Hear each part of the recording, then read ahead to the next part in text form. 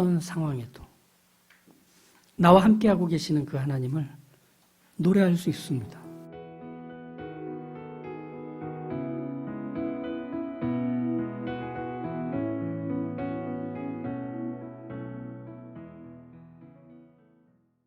오늘 보는 사도행전 24장 21절까지의 내용은 바울이 들은 고소 내용에 대한 변론, 그리고 그 변론의 내용들을 가지고 벨릭스가 이 재판을 판결을 내리지 않고 끝내는 장면까지를 함께 보고 마무리했습니다. 그래서 22절에 보시면 벨릭스가 이 도에 관한 것을 더 자세히 아는 고로 이 재판을 연기하면서 천부장 루시아가 내려오거든 너희를 처결하리라. 자기보다 직급이 낮은 천부장이 오면 이 문제를 그 사람한테 넘겨서 해결 보겠다라고 떠넘기듯 흐지부지하게 이 재판을 마무리 짓죠. 왜냐하면 자기가 생각해도 바울이 뭐 잘못한 게 보이질 않는 겁니다. 그래서 과연 내가 이걸 해결해 줘야 하나? 그러면서도 동시에 어떤 문제가 이 벨릭스에게는 현실적이었느냐면 바울에게 유죄를 판결해야만 한다라고 유대 종교 지도자들이 보여주는 모습에 대한 압박 때문이었습니다. 그들의 요청을 받아주지 않으면 정치적인 어떤 압력이 들어올 수 있을 것만 같고 이 지도자들의 마음을 사지 못하면 이 유대 지역을 통치하는 데 있어서 어려움을 겪을 것만 같아서 그냥 이 재판을 무한 연기하기로 한 거죠. 결국 벨릭스는 이 재판에 판결을 내릴 어떤 의지도 보이지 않습니다. 그러면서도 특이한 점은 뭐였냐면 이 벨릭스 총독이 바울을 찾아가고 바울을 불러서 예수님에 대한 이야기를 듣고자 했습니다. 심지어 자기 유대인 여자인 아내 드루실라와 함께 예수님에 대한 이야기들을 듣는 것을 좋아했다라고 나오고 있죠. 그런 면에서 보면 벨릭스는 이 바울이 말하는 복음의 내용, 이 기독교에 대해서 호감을 갖다 못해 거의 그리스도인인 거 아닌가? 이런 생각이 이제 듭니다. 그런데 벨릭스는 2년 동안 계속 바울을 감옥에 둡니다. 물론 사람들에게 도움을 받을 수 있도록 다른 사람들이 바울을 찾아오는 것을 자유롭게 출입을 허용해 주는 어떤 호의도 있긴 했지만 그 26절을 보시면 바울에게서 돈을 받을까 바라는 거로 더 자주 불러 같이 이야기하더라 이렇게 말하고 있죠. 벨릭스가 그때 바울이 했던 변론에서 기억 남았던 게 이거였던 것 같아요. 내가 예루살렘에 올라갔던 이유는 유대 지역에 있는 유대인들에게 다른 지역에서 돈을 모아준 게 있어서 그 돈을 갖다 주기 위해서 예루살렘에 갔던 거다. 이런 얘기를 벨릭스가 딱 기억하고 죄를 지금 풀어주진 않을 테지만 혹시라도 저 사람 뒤에 있는 큰손들이 보석금을 내줘서 바울이 풀려나게 해준다면 그럼 그 큰 돈이 내 손에 들어오겠네라는 기대가 있었던 거죠.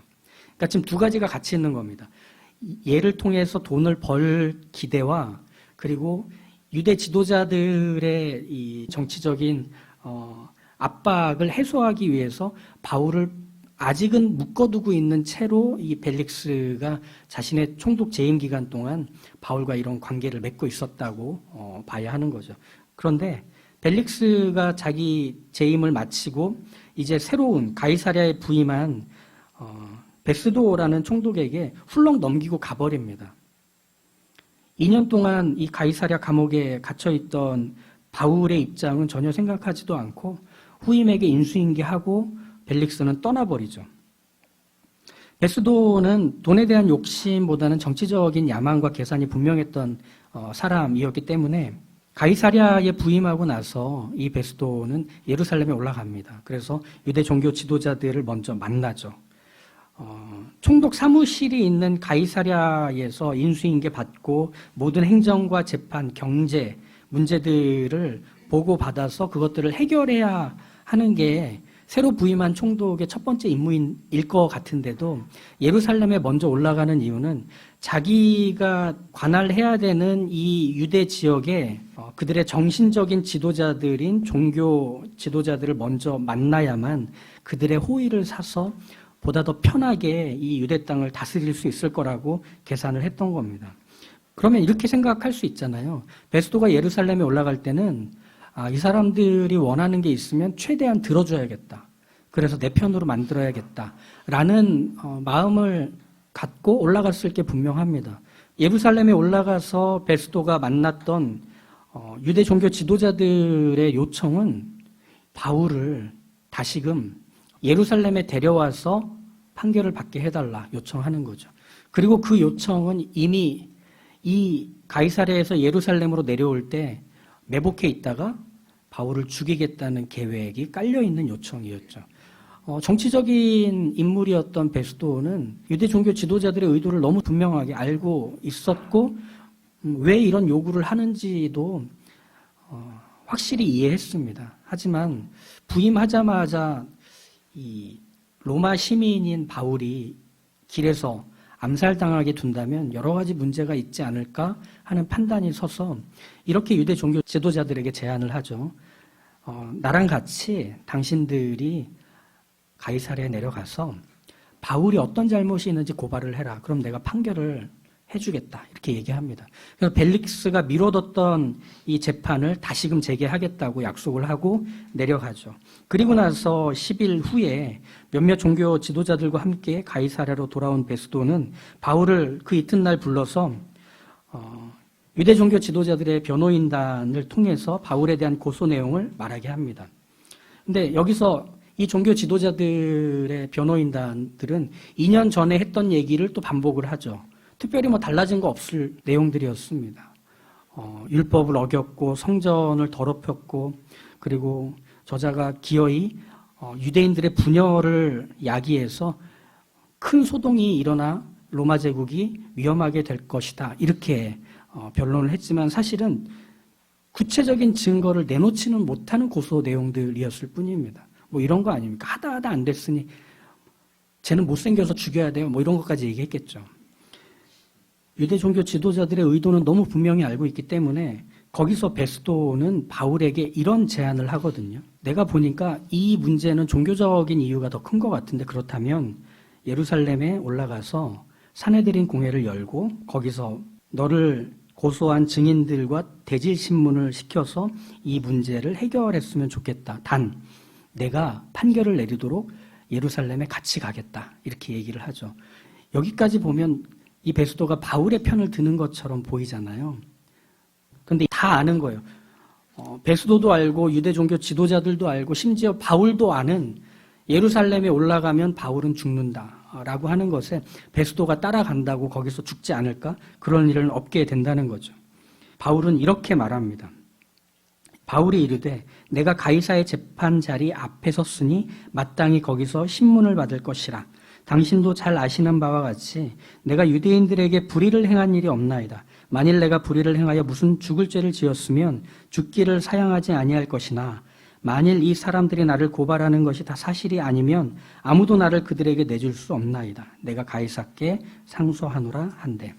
내가 황제 앞에 가서 재판을 받겠다. 로마 시민의 권리를 갖고 하는 얘기이기도 했지만 보다 더 위에 있는 권위 앞에서 판결을 받겠다. 재판에 함께 참석한 관리들도 다 놀랍니다. 그리고 나서 그래 네가 로마 시민으로서의 권리를 따라서 요청을 했으니 받아주마. 그리고 나서 이제 그 준비를 하게 되겠죠. 바울은 벨릭스의 계산 때문에 가이사랴에 2년간이나 오도 가도 못하고 재판도 받지 않은 채로 감옥에 있었어야만 했습니다. 만약 바울이 많은 보석금을 내고 가이사랴에서 풀려났다면 유대인들의 위협을 받았을 테지만 사실은 바울 입장에선 좋은 옵션이긴 했습니다. 빨리 풀려나서 복음을 전하는 일이 바울에게 더 중요한 거죠. 여기 갇혀있으면 아무것도 못하니까. 차라리 나가서 죽는 게 더 나은 거예요. 바울한테는. 그만큼 복음을 전하는 데 각오가 돼 있던 사람이었죠. 하지만 바울은 교회에 편지를 보내서 어서 보석금을 마련해서 여기를 빼달라고 하지 않습니다. 그렇게 보낸 시간이 2년입니다. 바울은 에베소에서 예루살렘을 경유해서 로마도 보아야 하겠다라고 사도행전 19장에서 얘기를 했었죠.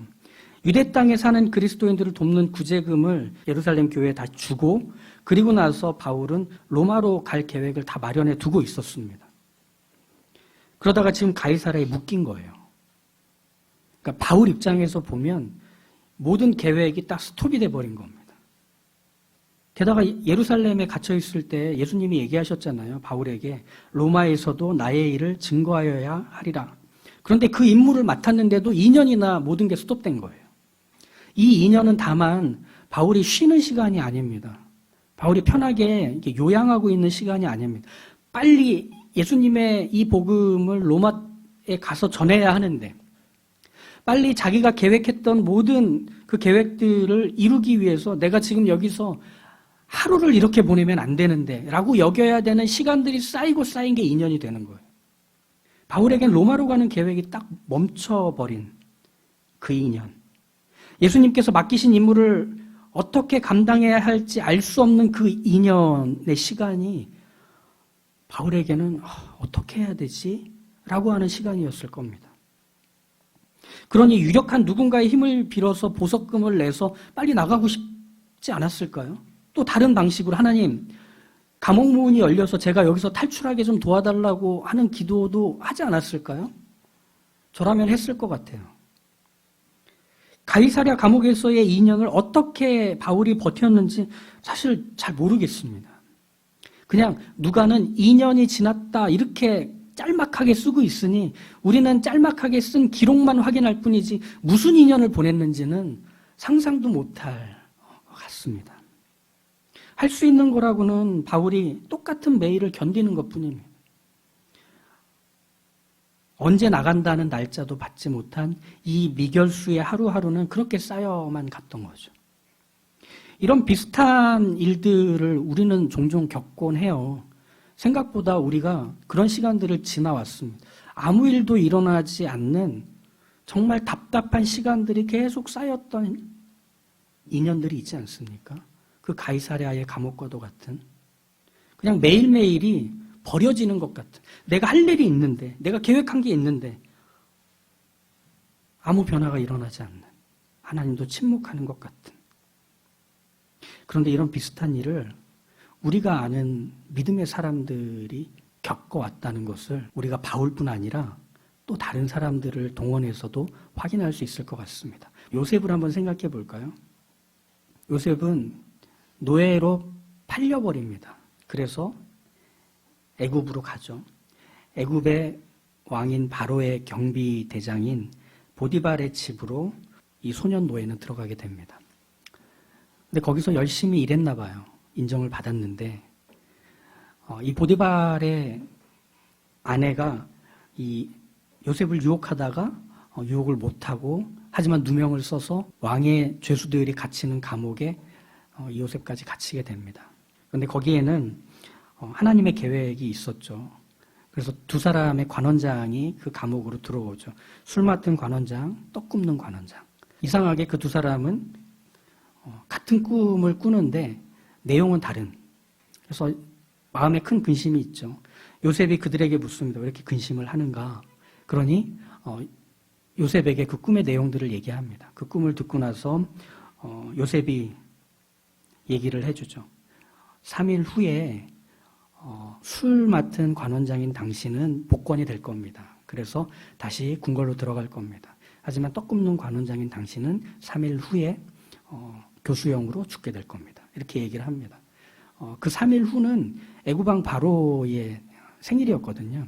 그 생일날에 두 사람이 다시 다 감옥에서 나오게 됩니다.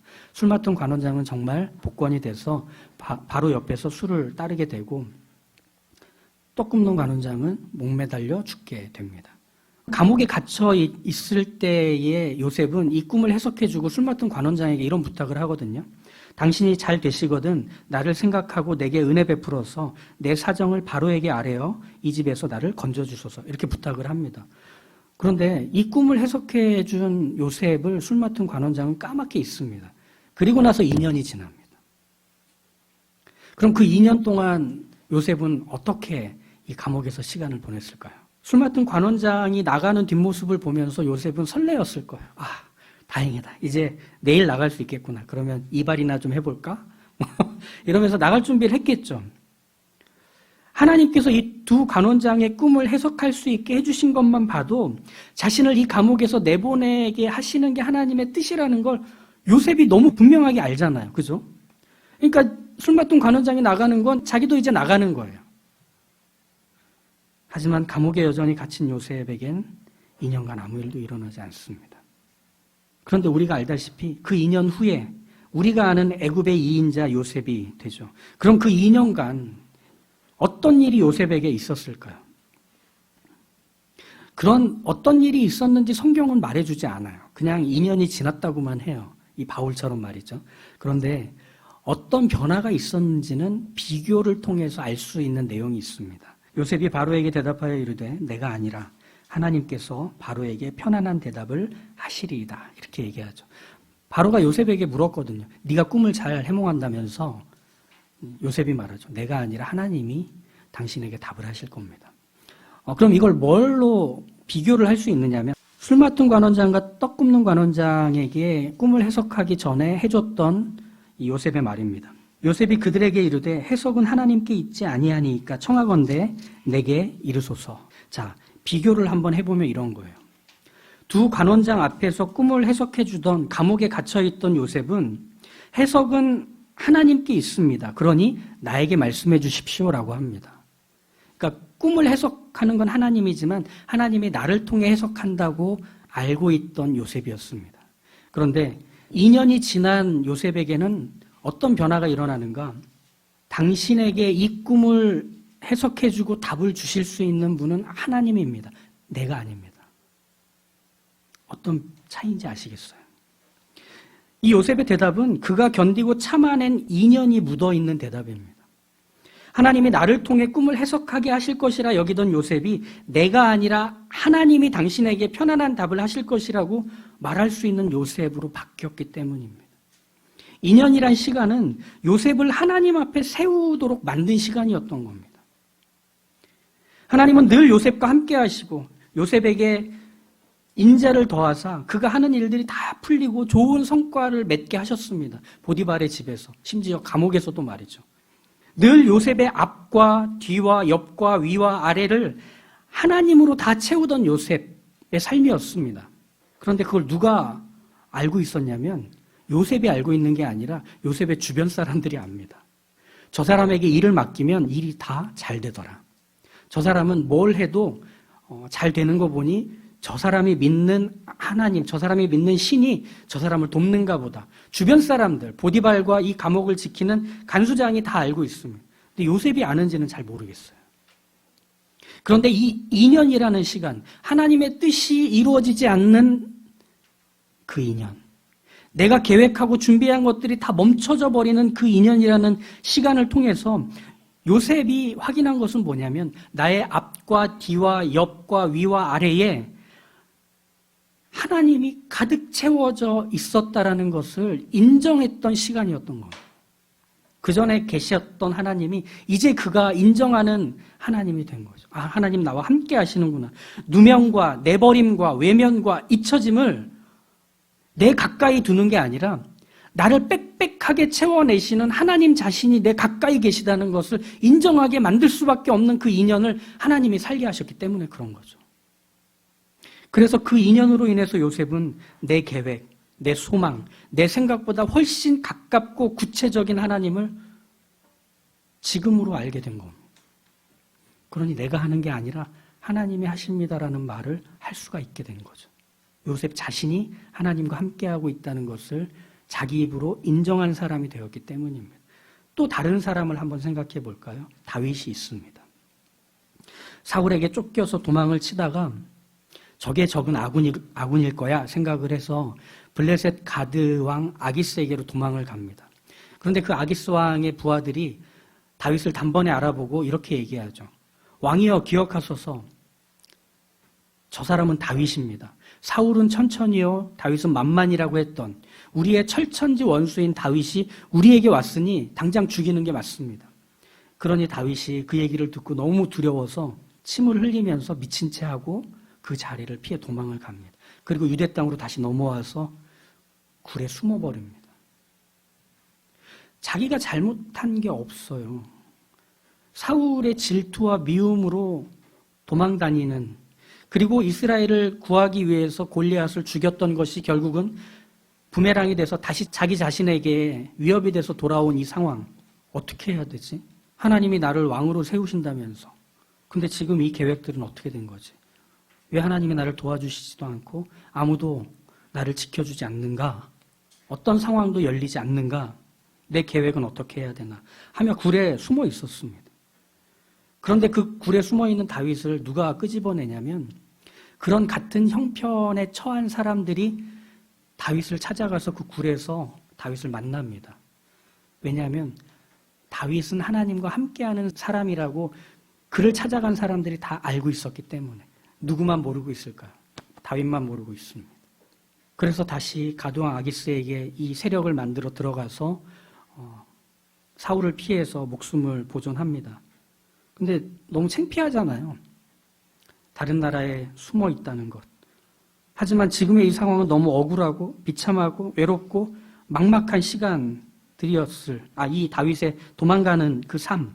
그런데 그 시간이 다윗을 하나님과 함께하는 것을 인정하는 사람으로 만들어줍니다. 어떻게 되는가?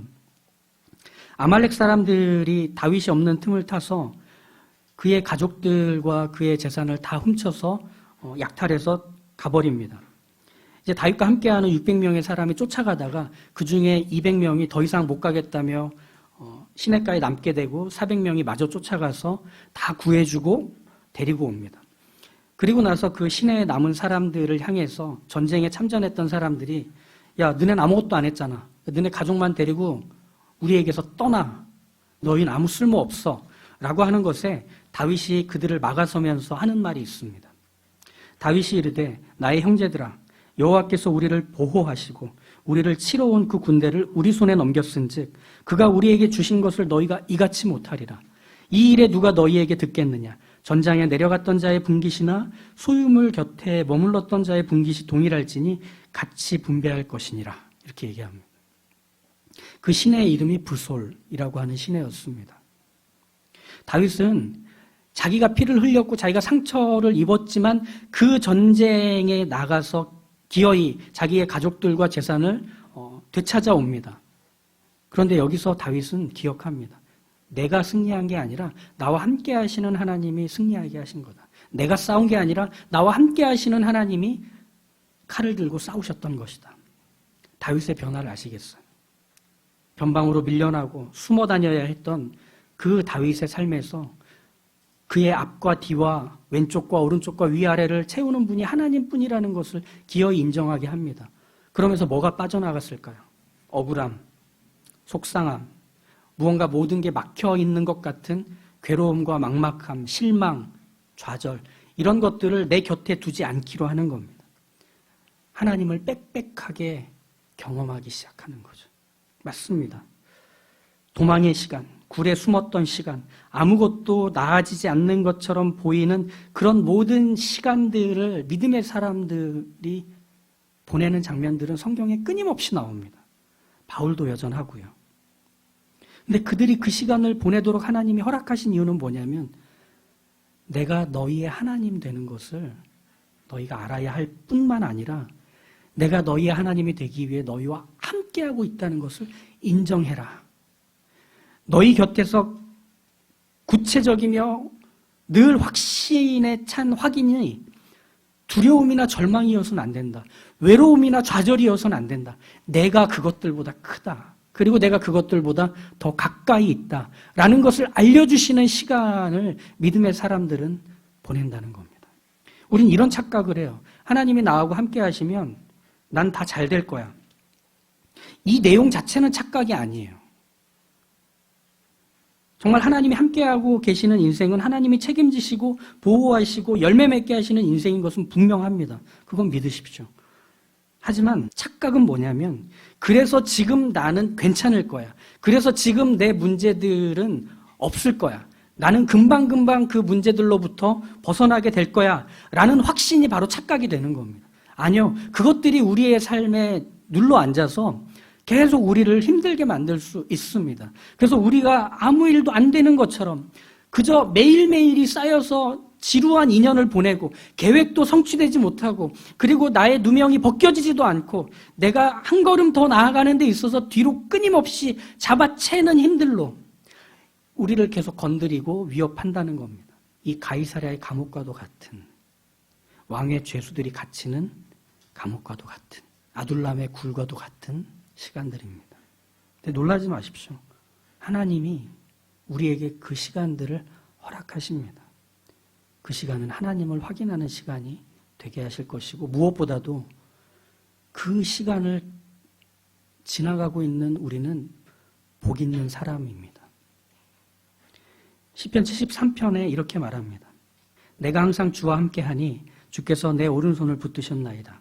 주의 교훈으로 나를 인도하시고 후에는 영광으로 나를 영접하시리니 하늘에서는 주 외에 누가 내게 있으리요 땅에서는 주밖에 내가 사모할 리 없나이다. 내 육체와 마음은 쇠약하나 하나님은 내 마음의 반석이시요 영원한 분기시라. 무릇 주를 멀리하는 자는 망하리니 음녀같이 주를 떠난 자를 주께서 다 멸하셨나이다. 하나님께 가까이함이 내게 복이라. 내가 주 여호와를 나의 피난처로 삼아 주의 모든 행적을 전파하리이다. 외로움을 해결한 것이 내 인생에서의 하나님의 은혜의 고백입니까?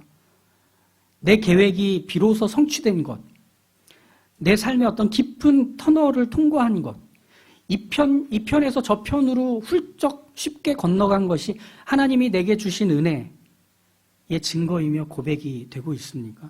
아니요, 우린 그것보다 더 큰 것을 선포할 수 있습니다. 무엇일까? 하나님이 가까이 하신다는 것, 하나님이 함께 하신다는 것, 우린 그것을 선포하도록 부름받았습니다. 그 지루한 시간들이 아무 일도 일어나지 않는 시간이 아니었던 겁니다. 우린 복 있는 사람인 거예요. 하나님께서 가까이 두신 사람이기 때문에 그렇습니다. 그래서 가장 가까이에서 하나님이 하실 일들을 볼 특권을 허락받은 거예요. 아둘람 굴로 찾아오는 사람들이 어떤 일들을 함께 가담할 수 있게 되는지를 보는 자리에서 다윗만큼 하나님이 함께 하신다는 걸 확인할 수 있을까요? 아무도 내 말 들어주지 않고 아무도 내 편을 들어주지 않는 왕의 죄수가 갇히는 그 감옥, 아무도 기억해주지 않는 그 이름이 된 요셉을 애굽의 2인자가 되게 하신 그 자리에서 요셉만큼 하나님이 함께 하신다는 것을 요셉의 입으로 선포할 수 있는 사람, 또 다른 사람이 있을까요? 우리가 그렇게 부름받은 겁니다. 우리 인생에서의 어두운 시간들, 우리 인생에서의 그 급급하고 정말 이 편에서 저 편으로 건너갈 수 없는 것 같은 깊은 골 앞에 서 있는 우리의 그 삶이 멈춘 거라고 생각하지 마십시오. 하나님은 그 골을 메꾸실 겁니다. 하나님은 기어이 그 뜻하신 바와 계획하신 것을 우리가 상상할 수 없는 신비와 감격으로 열매 맺게 하실 겁니다. 그래서 우리에게서 지워지지 않는 내 인생으로 하나님의 살아계심과 함께하심을 선포하게 하실 겁니다. 그래, 지금이 전부라고 생각하지 마십시오. 여기가 끝이라고 생각하지 마십시오. 어떤 상황에도 나와 함께하고 계시는 그 하나님을 노래할 수 있습니다. 나의 계획이 실패하고 나의 소망이 끊어질 때 삶의 주관자 되신 우리 주님이 기어이 우리를 그 자리에서도 또 그 다음에서도 그 살아계신 하나님을 선포하는 예배자요 증인으로 삼게 하실 것이기 때문입니다. 그러니 기대하십시오. 지금의 시간이 끝이 아니란 것.